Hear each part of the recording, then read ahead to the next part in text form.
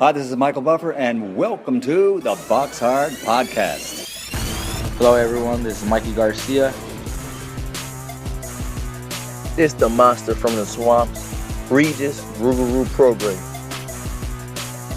Hey, what's up? This is King Carlos Molina, former IBF world champ. This is Michael, the Bounty Hunter, 2012 Olympian and your people's champ. This is Charlie Edwards, flyweight champion of the world. This is Fast Eddie Chambers, and you're listening to the BoxHard Podcast with my main man, Joey Coastman.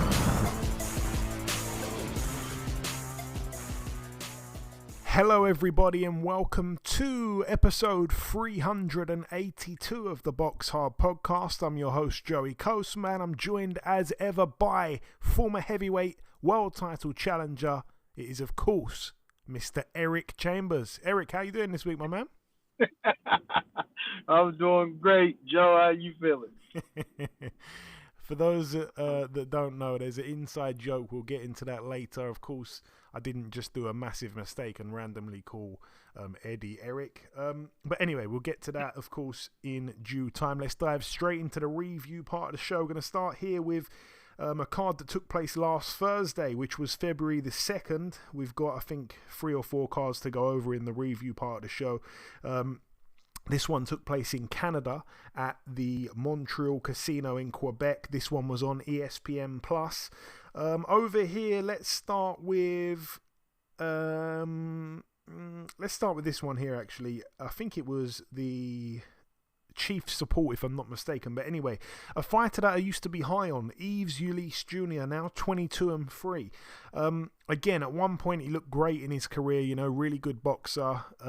Humiliated Cletus Seldin at a good time when I think Seldin might have been undefeated. And Ulysse was a really good fighter. Seemed like he had a real bright future. Lost to, again, I forgot the guy's name on last week's show. I forgot it again. A guy that Anthony Crolla beat. Really can't be bothered to go and look now. But anyway, lost to that guy, which was a bit kind of weird. And he come back in this fight here against Gabriel Valenzuela, who's now 26-3 with a draw. Valenzuela gets the TKO win in just 1 round there. That could be the end of Yves Ulysse Jr., certainly at that level. I mean, I just can't believe it. I thought he'd win the fight. I thought he'd win probably on points, but for him to get stopped there in just a round is incredible. I don't think he'd ever been stopped before. And yeah, a lot of people saying that's the end of his career. We probably won't see him again, certainly not at that level. It seems like he's done and dusted. It's a real shame the way, he never was able to build from that Cletus Seldin win. But anyway, that's it for that one. Moving on to, I believe it was the main event. Friend of the show, Alontes Fox, now 28-4 with a draw. He stepped in with the undefeated Eric Bazinian, who's now 29-0. It was for the NABA and NABF super middleweight titles. Yeah, it was a gut punch, really, because obviously Alontes is a good friend of mine. It was pretty much, as I said on last week's show, a last chance saloon, really, for him. Obviously, you look at his recent fights, he hasn't really beaten anyone of note, and He's only really lost to good fighters. He was coming off a stoppage loss to David Morrell. And I think he was handpicked really for Eric Bazinian on short notice as well. So Bazinian gets him in, expects to beat him nice and easily, and it's a good name for his record. If he gets a stoppage, that's a plus as well. But they got Fox in, and yeah, Fox, started the fight really well. I think the commentary team gave him the first 2 rounds. I think they might have even had it 4-1 or something like that after 5 rounds. But yeah, I think at one point after 6 rounds, the commentary team were quite fair, I felt. They had it 4-2 to Fox after 6 rounds, and then they gave Bazinian rounds 7, 8, 9 and 10 and gave him the fight in the end 6-4. And I pretty much agreed with almost everything they said, to be honest. I thought he lost the fight fair and square, about 6-4 in the end, and he just let it slip. I mean, as I always do with friends of mine, if they lose a fight, I always make sure to speak to them afterwards. I feel like it's more important to speak to a friend after a loss really than a win. And yeah, spoke to him, of course, and I just said, man, it's a shame. Like he said, he got real tired in the late rounds. and just wasn't able to continue, and win more rounds. Late on, he felt absolutely exhausted. All of a sudden, it come to him real quick.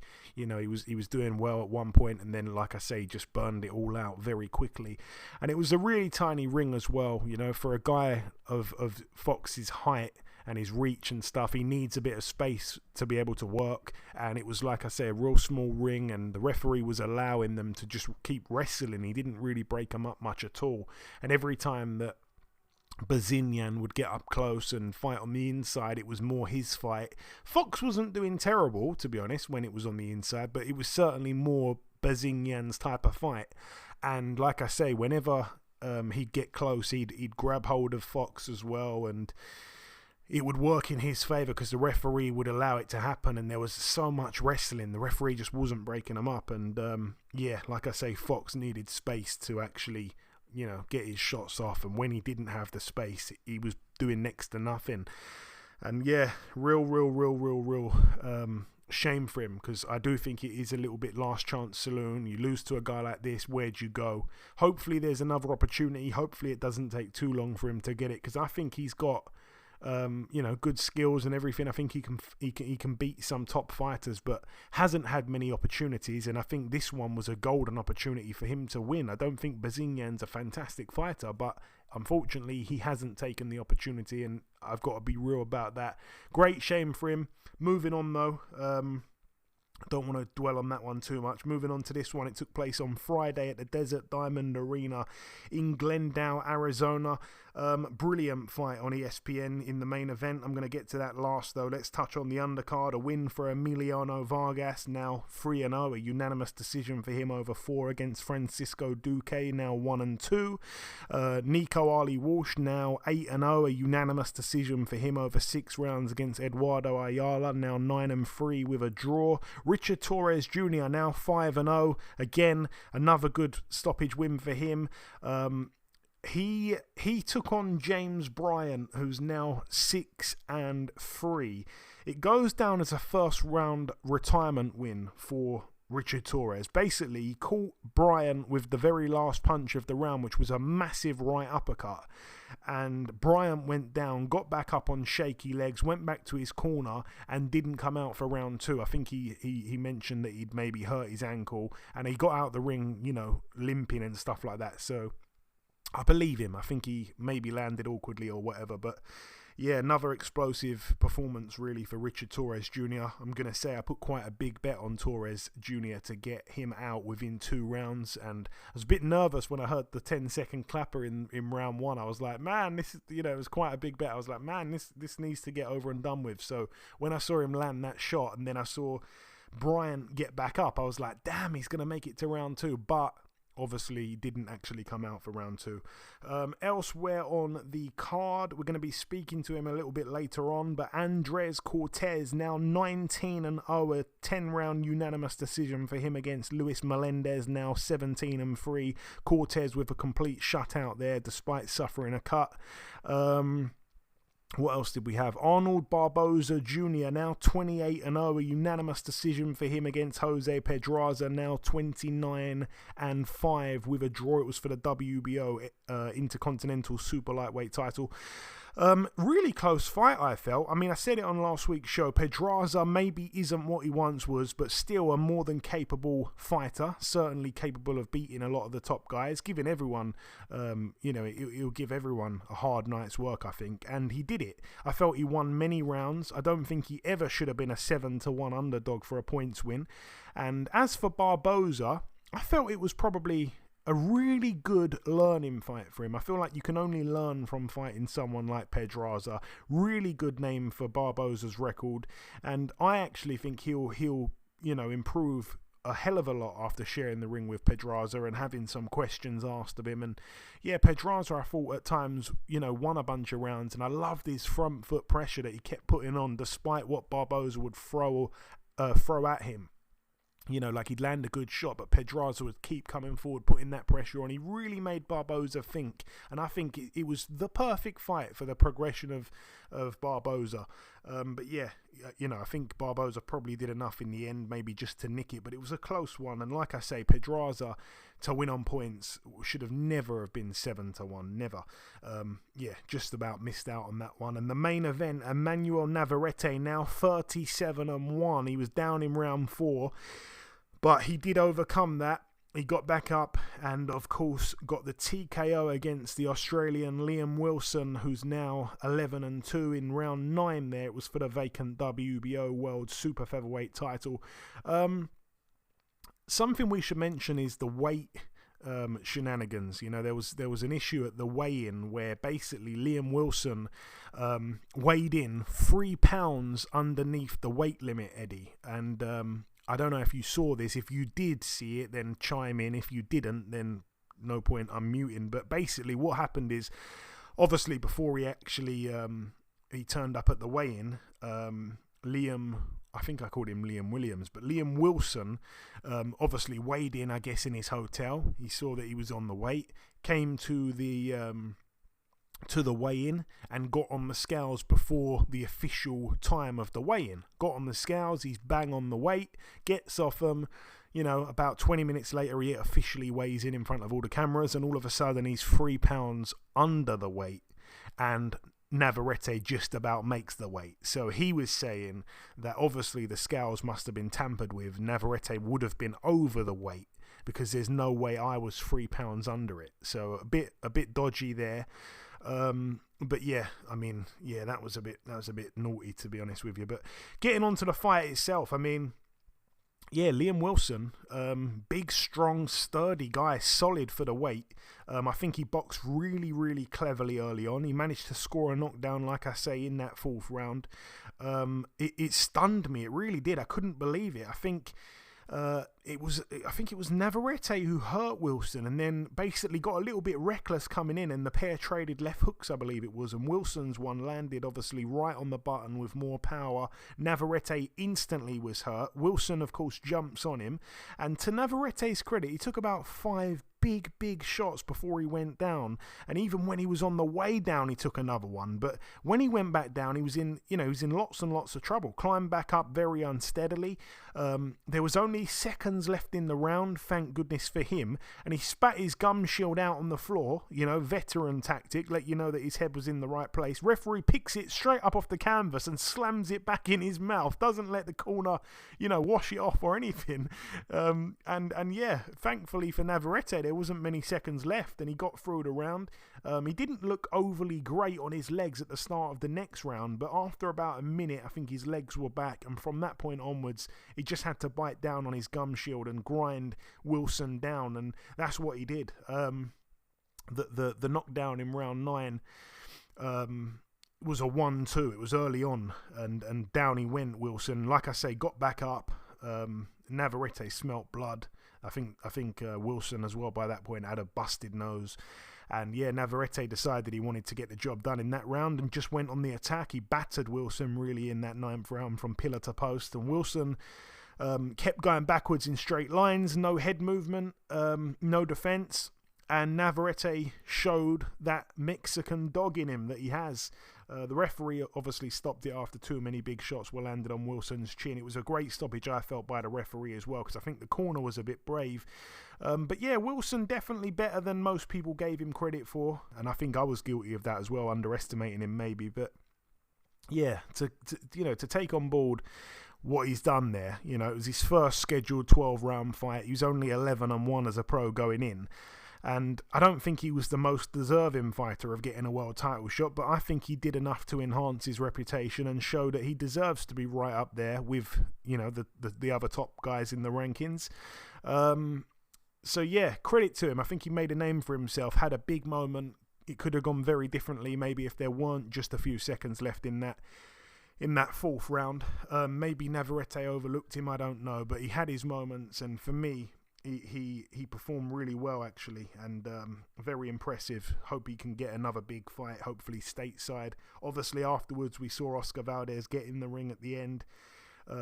Top Rank doing a fantastic job trying to keep that WBO super featherweight world title in-house, and it looks like they're gonna continue to do that for the foreseeable. Eddie, you did unmute at one stage. I don't know if you had anything to say.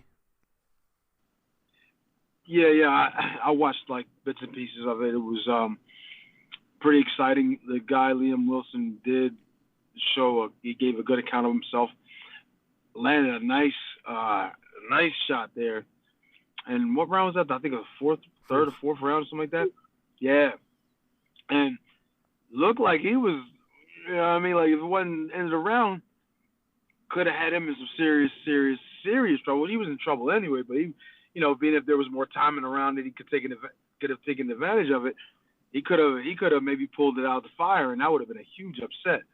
But credit to Navarrete, he weathered that storm, especially the following round. Came back and started to, you know, reestablish control. He's a busy guy, always in your face, strong, aggressive. You know what I mean? And eventually wore down Liam Wilson and took the fight. But I agree with Joe. He really gave a good account of himself. For someone, and you know, like we talked about it on last week's show, like he's not really that heralded. You know what I mean? Especially against a fighter like this here, Navarrete. So it was kind of like, you know, most people expected him to, I don't want to say walk through him because they're elite fighters, but you kind of expect that, you know, that guy would have kind of walked through him, and that was just not the case in this fight. So, you know, his stock definitely has risen, and hopefully he get other shots, better shots down the road. Yeah, for sure. And moving on now to Saturday at the Loom Color Phoenix Center in Ontario, California. Over here, friend of the show, Ernesto Mercado. He's now 9-0. A knockout for him, another knockout for him, 9-0, 9 KOs. This time he went into round 7, which is the furthest he's gone. I think last time he went into round 6, if I'm not mistaken, which was the furthest he'd gone. And now he's gone into round 7 against Jose Angulo, now 14-5, but nonetheless another stoppage win for Mercado. Didn't see the fight, but it was for the NABA USA Super Lightweight title. And moving to the Madison Square Garden Theatre now, in New York, of course. It was live on DAZN. Wow. This was quite a decent card, actually. I'm going to really whiz through it, though, as quick as I can. Britain's very own Ramla Ali with a win, 8-0 now, a unanimous decision for her over 10 rounds against Avril Maffei. It was quite a close fight, actually, I felt. I think the scorecards didn't really tell that, but yeah, Maffei came and gave it a right good go. Ramla Ali, obviously, though, the much classier boxer. That one was for the vacant IBF Intercontinental Super Bantamweight title. 8-0 Ramla Ali. Another female to certainly keep an eye on, Shadazia Green, now 12-0, I think with 11 KOs. She knocked out Elin Cederroos, who had never been stopped. She was only 8-1, but the one loss wasn't a stoppage, and I think the one loss came to, if I'm not mistaken, oh god, I forgot her name, but she is I think undisputed world champion. I think a former opponent of Clarissa Shields, if I'm not mistaken. But anyways, yeah, she was knocked out here in round 6. Cederroos down as well in round 3. It was for the WBC Silver Super Middleweight title. So again, perhaps we should keep an eye out there for Shadazia Green. Elsewhere on the card, friend of the show, Sky Nicholson of Australia, now 6-0, a unanimous decision for her over 10 2-minute rounds against Tanya Alvarez, who loses her. She's now 7-1. Nicholson pretty much won every round, to be honest with you, but still hasn't picked up her first stoppage. 6-0, all gone to points. It was for the vacant WBC Silver Featherweight title. She looked quite good, Nicholson, I think, but yeah, you know, easy win for her. Richardson Hitchens as well, very impressive performance from him, now 16-0, a unanimous decision there over 10 rounds against the undefeated John Bowser, who now loses his 17-1 is he. This one was for the vacant WBC United States and the IBF North American Super Lightweight titles. Richardson Hitchens won every round, to be honest, and I think the corner should have thrown the towel in, certainly in the later rounds. I mean, John Bowser, it got to the point after about 7 rounds where he had no chance at all. He was getting battered. You know, I'd hate to see what his face looks like this week. I think it would still look awful. He took an absolute hiding late on, and yeah, I think the referee should have and could have stopped it. I think the corner certainly should have thrown the towel in, but no, they let him stay in there for the entire 10, and he just got battered from pillar to post. Like I say, very, very easy win there for Hitchens, who, yeah, completely shut out Bowser. Bowser was down twice in the fight as well. There was no way he was going to win the fight. It was just one-sided. Elsewhere on the card, Alicia Baumgardner, she boxed Elam McCalled, who's now 15-2. Baumgardner now 14-1. McCalled down twice in round 3. A unanimous decision, though, over 10 2-minute rounds. McCalled did get up and last the distance. Really entertaining fight. I think Baumgardner was in, I don't want to say in trouble, but in a real fight, you know, a fight where I think she had to think a hell of a lot. McCalled had some moments in there as well, but yeah, when Baumgardner hurt McCalled a couple of times, she went right in for the kill. It was quite an exciting fight, but a good fight, a competitive fight, really. It was for all of the marbles, so Baumgardner is now undisputed at her weight, super featherweight. Good win for her. And the main event, Amanda Serrano, now 44-2 with a draw. A unanimous decision over 10 2-minute rounds against Erica Cruz of Mexico, now 15-2, again for all the marbles. So Serrano is now undisputed if she wasn't already. I don't think she was. I think maybe she was missing one title, but she's now got the missing title.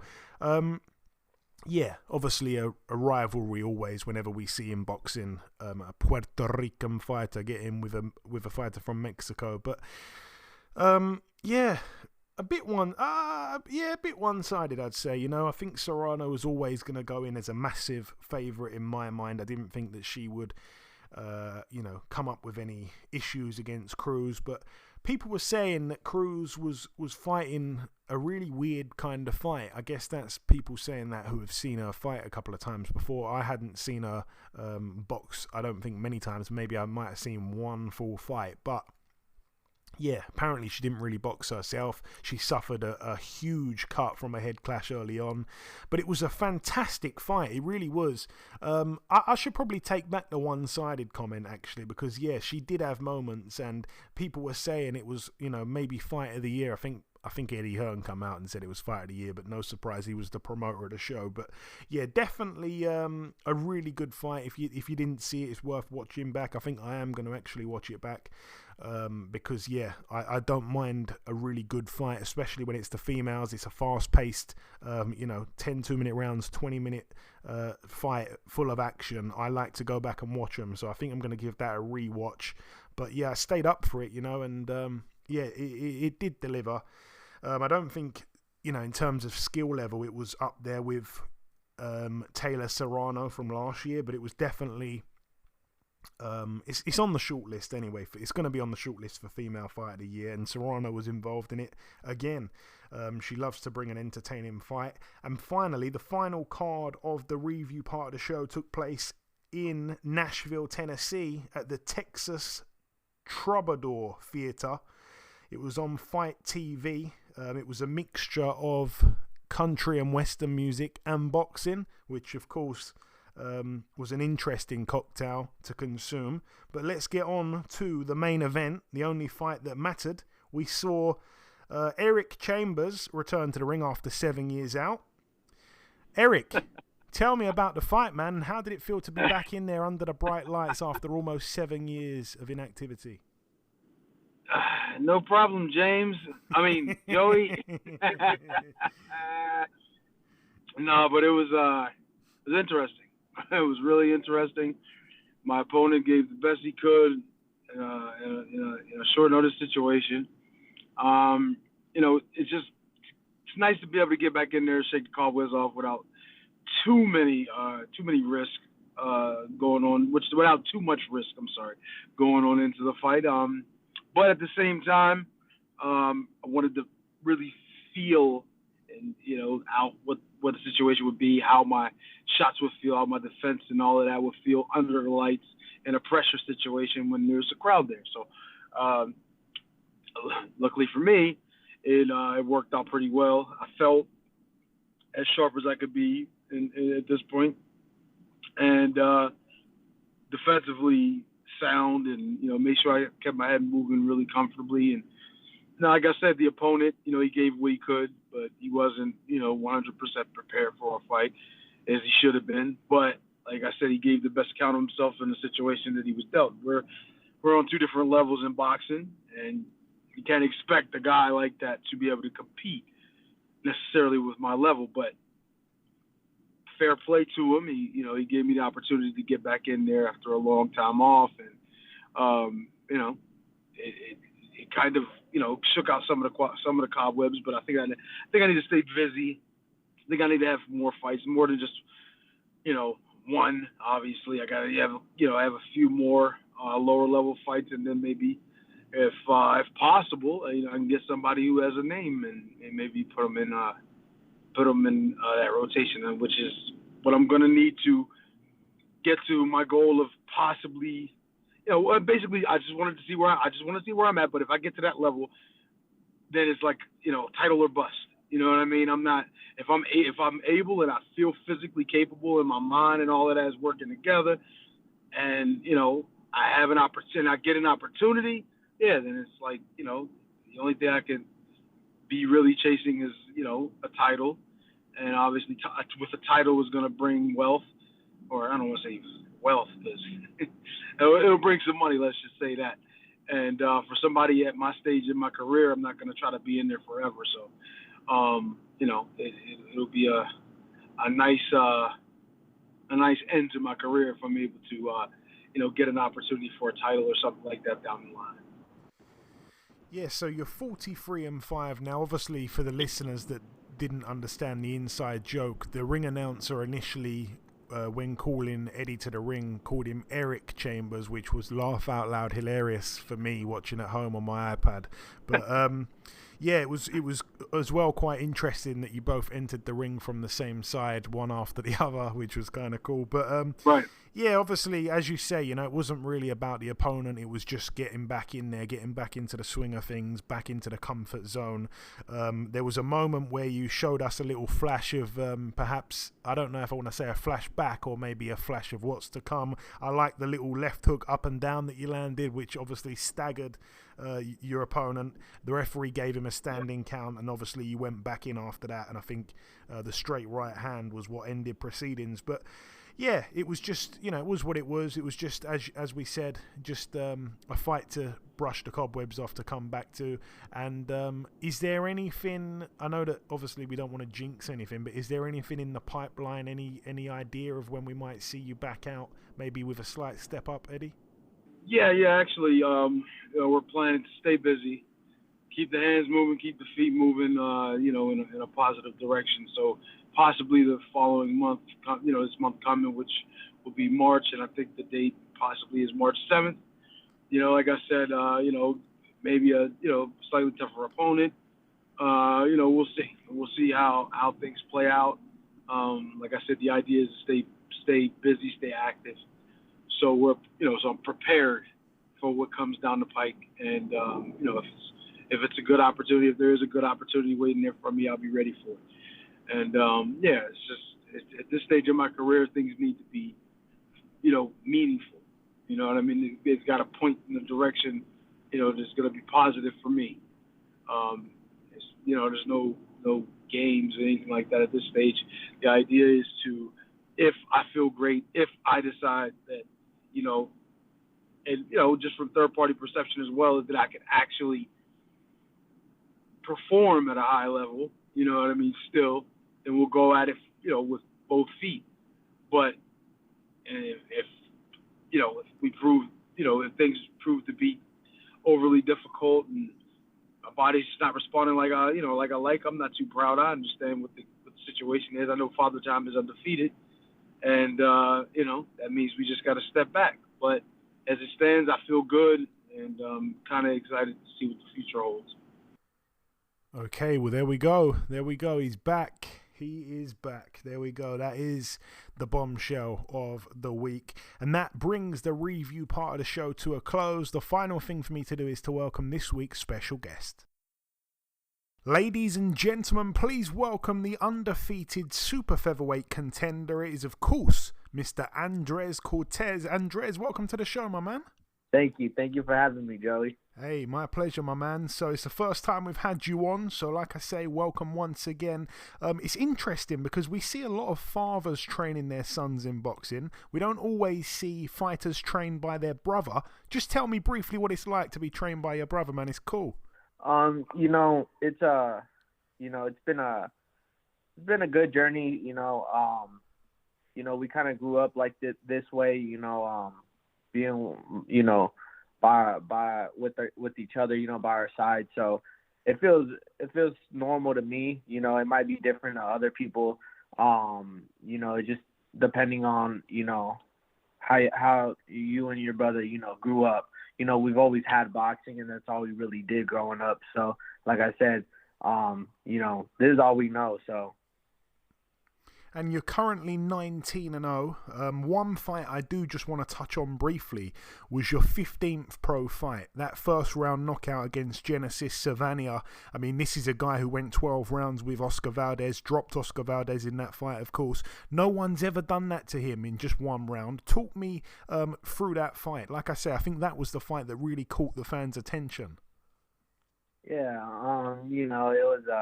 I knew it was an opportunity of my life, and I was at that point I wasn't signed to anybody, so he was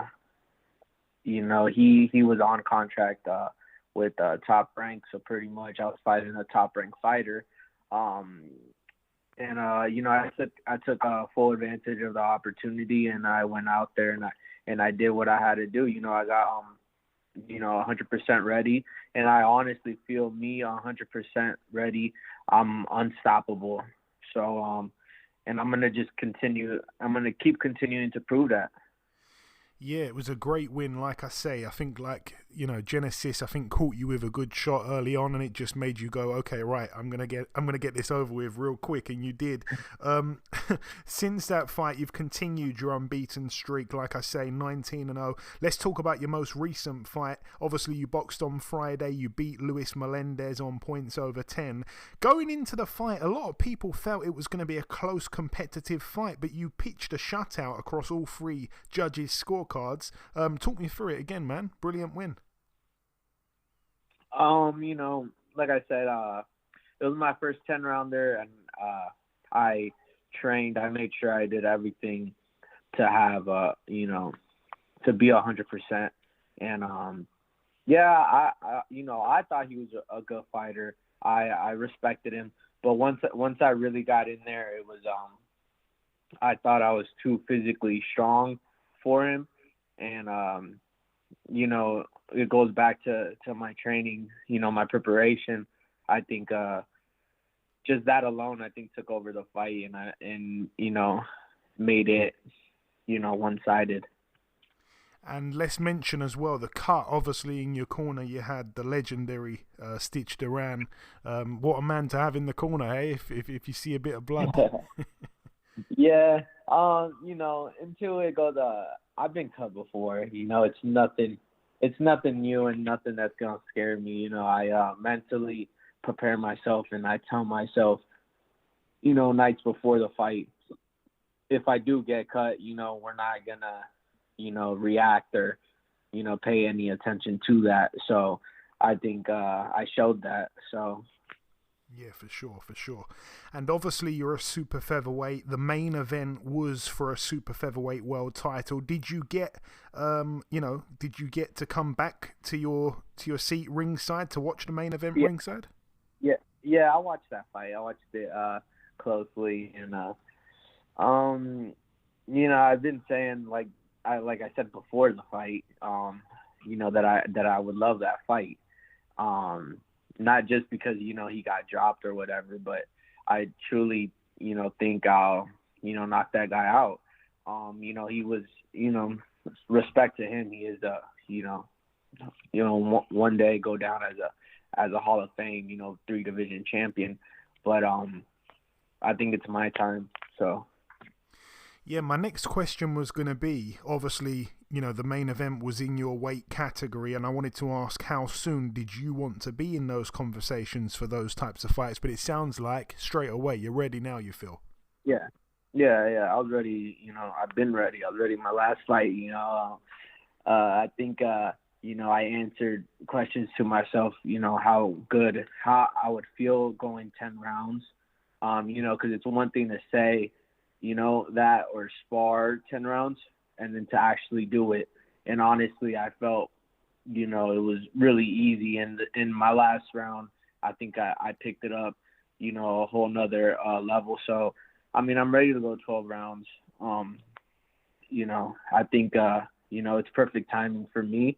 And, it's now or never. And Andres, are you a fighter that needs to know their next fight date almost as soon as they step out the ring? I would not necessarily, because I'm heading back to the gym next week. I like to be in the gym. I don't really like to have time off. I like to be consistent. Obviously as a fighter, I want to fight.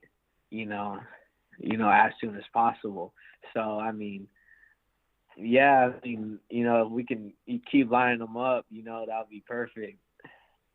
I don't think I've ever asked this question before in the past, but I feel like I want to ask it for some reason. What's your favorite cheat day meal?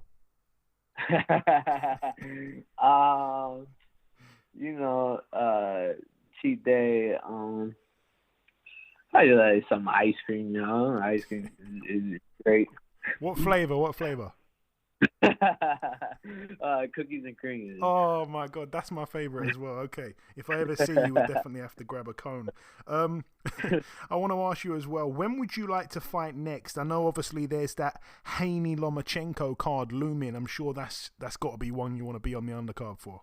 Hopefully I can get on that card. I'm pretty much just waiting for my eye to recover. But, it healed up pretty nice, and my hands are, perfect. So, I think May would be, perfect for me to get back in there. And I think hopefully we can, get me back in there by then. And obviously you mentioned there Navarrete, and you obviously have your eyes on the guys at the very top of the division. Is there anyone in particular, one name in particular that you have at the top of your list that you'd like to fight in your weight category, or is it just any of the top guys? It's really any of the top guys. I see all the top guys the same. I see every fighter really the same. I respect every fighter equally, and I think I'm the best fighter at 130. So I'm really it really doesn't matter to me. And another super featherweight world title fight takes place this weekend in San Antonio. We're going to see Ray Vargas stepping in with O'Shaquie Foster. How do you see that one going? I think Ray Vargas should get it done. I actually sparred him last year. I did quite a few. I did a lot of damage to him, and I thought he was too small for me, so but anyways, going back to their fight, I think he gets it done. I think offensively he's going to be a little bit too much for Foster, and I think he'll edge it out, and I think he'll win by decision. Yeah, I think it goes to points. It's going to be a real good fight, I think, though. And you touched on sparring him there. I was going to say as well, obviously being based in Vegas, I'm going to guess you must have sparred a real impressive bunch of names over the years. Aside from Vargas, what other names, big names, can you reel off to me? Tank Davis, who else? Antonio DeMarco back in the day. I sparred Lee Shelby. I sparred, really a lot of good fighters. As of lately, I haven't been getting that high level, but I've been getting in a lot of rounds. But the list is so deep that I can't even think of any names right now. See, Lee Selby, obviously from the UK, where I'm from, it makes me want to ask, how did that spar go? Because he obviously is recently retired, but he always said that he didn't feel that we got to see the best of him on fight night. He feels like he did most of his best fighting in the gyms, in sparring. I've heard how good he was in sparring. What was that spar like with Lee Selby? Well, I was about I think 15 years old. Okay. So yeah, so it wasn't nothing crazy or nothing like that. Okay. Yeah. No worries. All right, man. My next question, I'm kind of putting you on the spot a little bit here. I like to ask this to everyone that I speak to from overseas. Obviously, you're only young. I'm not expecting you to throw out a name from 100 years ago. But if I ask you who your favourite UK fighter is, any era, do you have one? I do. Are we talking any weight class? Any weight class, my man. Prince Hassim. Prince Nassim, yes. Yeah. What do you like about him? The flashiness? Flashiness, but if we was gonna go heavyweight, I was gonna say I really liked forgetting his name. He had long hair. Lennox. He was a champion. Lennox. Yeah, Lennox Lewis. Yeah, for his straight punches. I think Yeah, they're probably the two most popular answers I get. Everyone loves Prince Nassim Hamed, and obviously Lennox Lewis as well. You know, definitely two of our best fighters ever. Two real good guys you've listed there. Just finally, before we wrap it up, Andres, if you've got any closing words to the listeners, I like to, throw this over to the fighter to kind of close out with a message. Of course, do not forget to give out your social media handles. But yeah, end us with a nice message to the listeners, and of course, those social media handles, my man. I just want to say thank you to everyone, and hopefully, one day I'll go out in the UK and fight, and have an amazing show out there. But you guys can follow my career at _Cortes97 on Instagram and _Cortes on Facebook. And thank you all for listening. And I hope you guys, tune into my career. You guys are going to see something special. Absolutely, I agree 100%. Listen, Andres, it's been a real pleasure speaking with you, my man. Thank you for your time. Congrats once again on your win, and we'll speak again soon, I'm sure. Thank you. Okay, now it's time for part 2 on this week's show. This part, of course, the news part of the show. We're going to start here with this one. Shakur Stevenson, friend of the show, returns to the ring on April the 8th against Shushiro Yoshino. That's going to be Stevenson's first official fight at lightweight. It's going to be going down in Newark at the Prudential Center. Maybe you can get over there for that one, Eddie. But yeah, I don't know if they've... Oh, they have announced a couple fights on the undercard. We're going to see... Jared Big Baby Anderson on that undercard. Cool to see him in town. Keyshawn Davis as well will be on the card. I don't think their opponents have been announced just yet, but it's all about Shakur Stevenson. The home fighter, the main man in his own city there. Moving now to this next piece of news. Anthony Joshua, it's official now. He returns to the ring on April the 1st, on April Fool's Day, against Jermaine Franklin, the guy that recently boxed Dillian White and arguably won the fight but didn't get the decision. So he will be taking him on.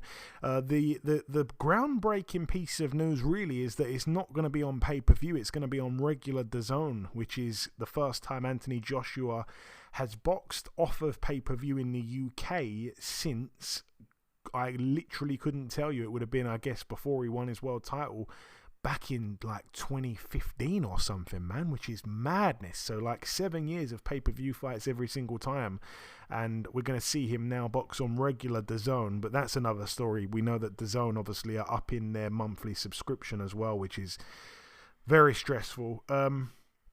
Anyway, yeah, so that's the main event there. I don't know if they've announced much of the undercard just yet, but it's all about that one.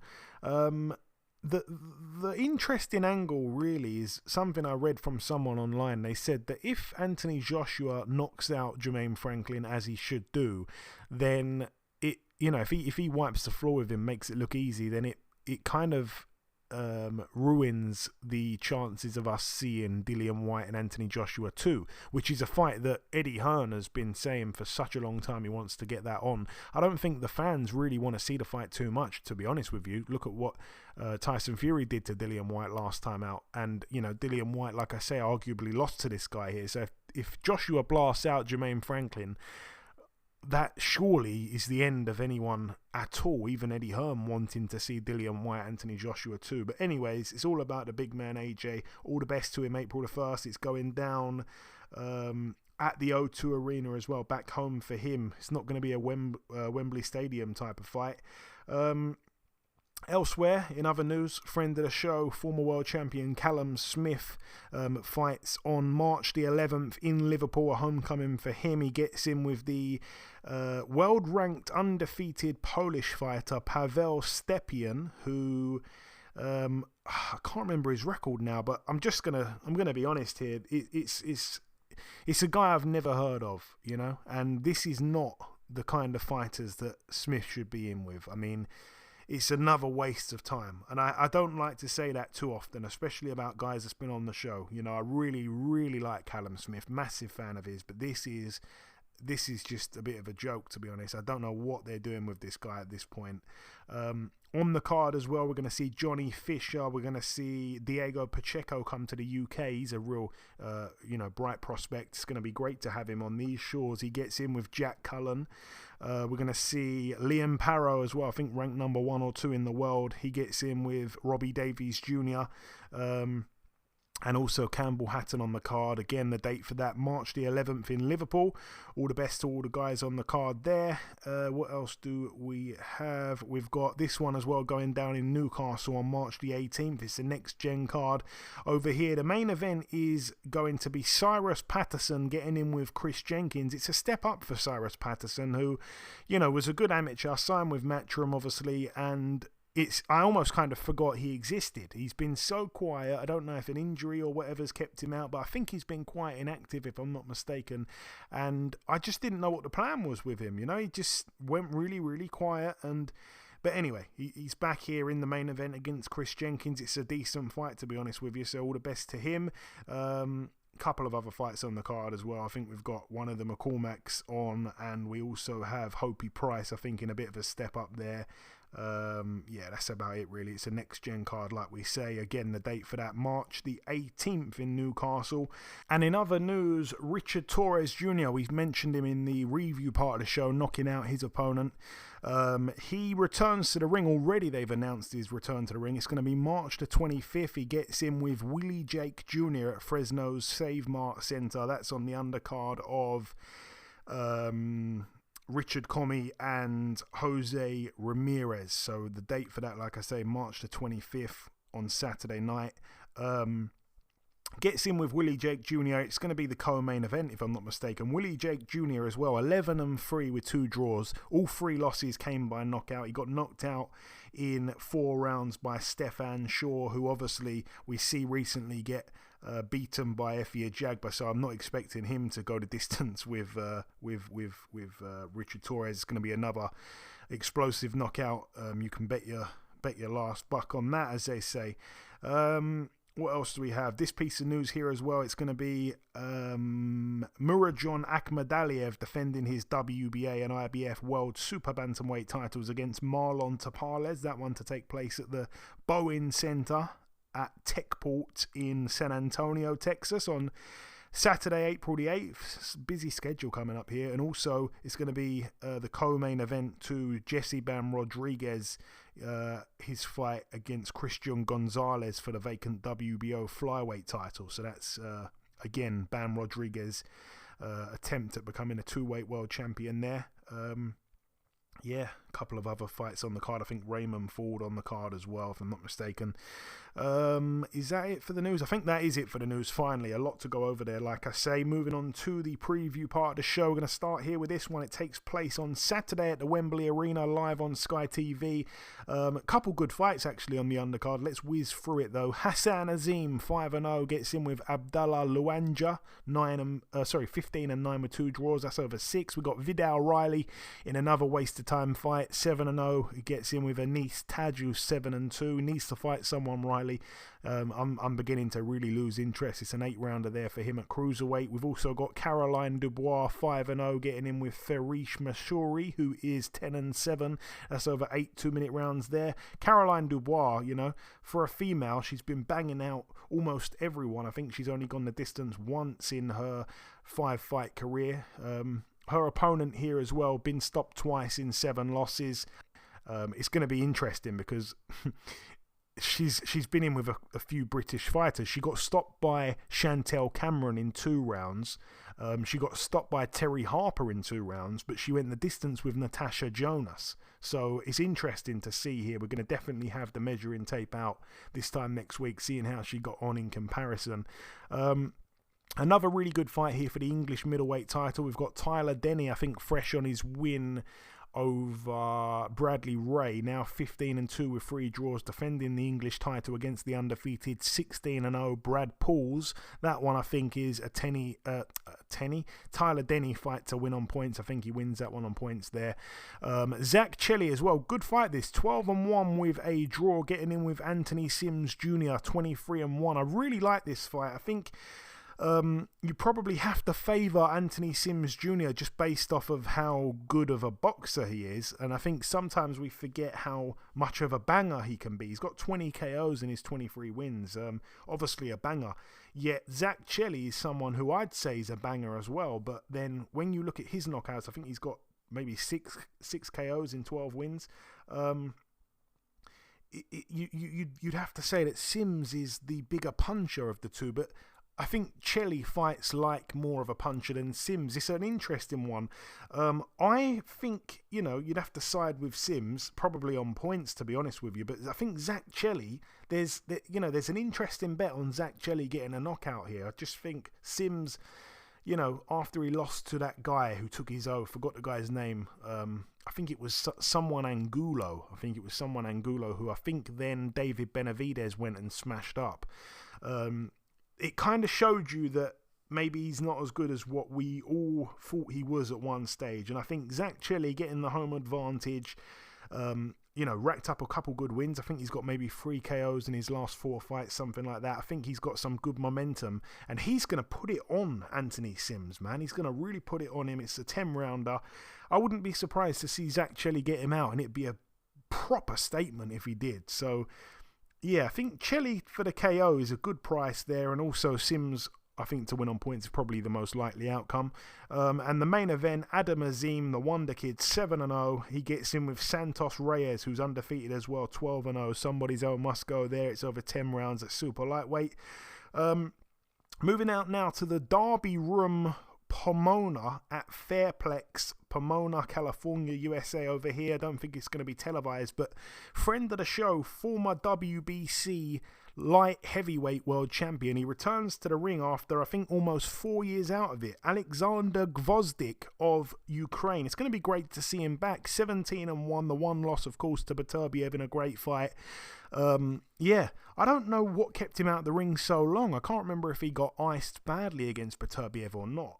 I can't be bothered to go back on a fight from 4 years ago. But anyway, it's good to see him back.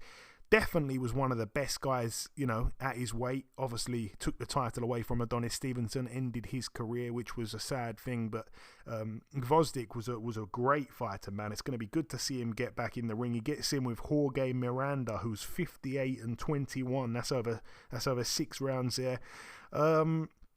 And then, the final fight to mention, or the final card to mention, it takes place on Saturday. It's going to be live on Showtime at the Alamo Dome in San Antonio, Texas. On the undercard, friend of the show, we had him on last week's show, Mario Barrios, 26-2. Coming off 2 losses in a row, unfortunately, to Keith Thurman and Gervonta Tank Davis. It's a must-win fight. He gets in with Giovanni Santiago, who's quite a tough guy. Gave Adrian Broner a decent fight, but really and truly, I'm a big believer in Barrios. I mean, I think his transition to welterweight hasn't been the smoothest, and after losing by stoppage to Gervonta Davis, jumping straight in with Keith Thurman in your first fight at the weight was a bit of a mad move in hindsight, but he bit off more than he could chew that night, lost quite clearly. But he's took time out. He's been out the ring almost a year now. He's split with Virgil Hunter. He's with a new trainer now, who I think he's known for quite a few years. Again, we had him on last week's show. He gets in with Giovanni Santiago. I'd say Barrios will probably win that one on points, but just looking forward to seeing him return to winning ways because he's one of the good guys. Mario Barrios, I get on with him very well. Very good guy. And the main event, Ray Vargas, now currently 36-0, defending his WBC Super-Featherweight world title against... In fact, I don't think he's defending it. I think it could be a vacant title, if I'm not mistaken. I'm pretty sure it is vacant. He gets in with Oshaki Foster, who's 19-2. Again, we spoke to Andres Cortes earlier on. He's siding with Vargas. A lot of people are talking about Foster, though, saying that he could win this one. I know that when the fight was made and all the rest of it, I looked at the odds at the time, and Oshaki Foster was a 2-1 underdog, which I thought was a really nice price. Since then, it's been hammered in. It's now just under evens, or just over evens, whatever we're saying, about 5-4, whatever. So you can still double your money with Foster, but it's not as generous as 2-1, because I think those odds were kind of crazy, to be honest with you. But anyway, should be a really good fight. I think it goes the distance. I think Oshaki Foster could win, but then again, I think Vargas, if I'm not mistaken, is with the PBC, so he could end up getting a favour done on the cards. But yeah, I think it does go to 12 rounds. It's going to be a good fight though, because like I say, I've been hearing about Oshaki Foster for a long time. It was actually Regis Prograis who put me onto him a few years ago, said he's a guy to look out for. He gets his chance here.